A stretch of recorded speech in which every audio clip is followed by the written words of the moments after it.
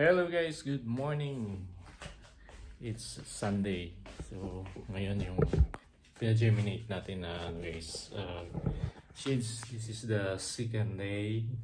So titingnan natin kung development sa ating ginawang germination sa ating microgreens na seeds. So ito na yun siya guys.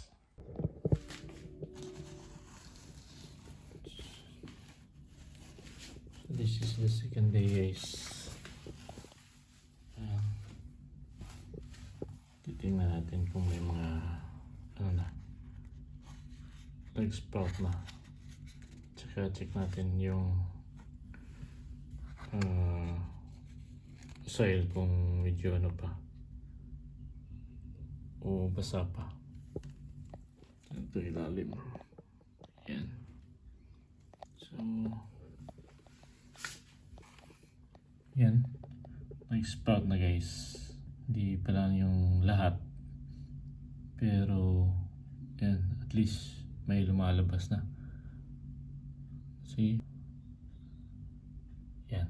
At saka ito yung broccoli na pina-germinate natin. Titingnan natin yung isa. Tingnan natin dito.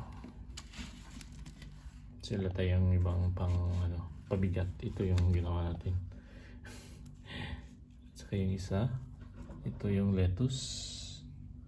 Yan guys, medyo wala pa yung lettuce. Tignan natin yung niya, yung soil. Masa-masa pa guys. Yan. Kasi nasa loob tayo ng bahay, so yung moisture niya, hindi siya basta-basta tutuyo yung soil. So ayan, yan, meron pa tayong mga 3 to 4 days. Hindi, sana mga ilang araw. Ganun na yan, lahat mag-sprout na.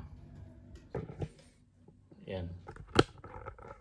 Kung medyo tuyo na siya, diligan ko lang. So once a day guys. And then after, kasi this is the second day, so after 3-4 days you check pag mag-sprout na yung lahat, lalabas na yun siya.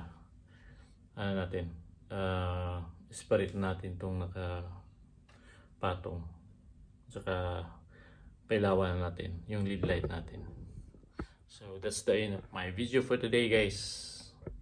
Sana you keep watching on my vlog and have a good day. Thank you for watching.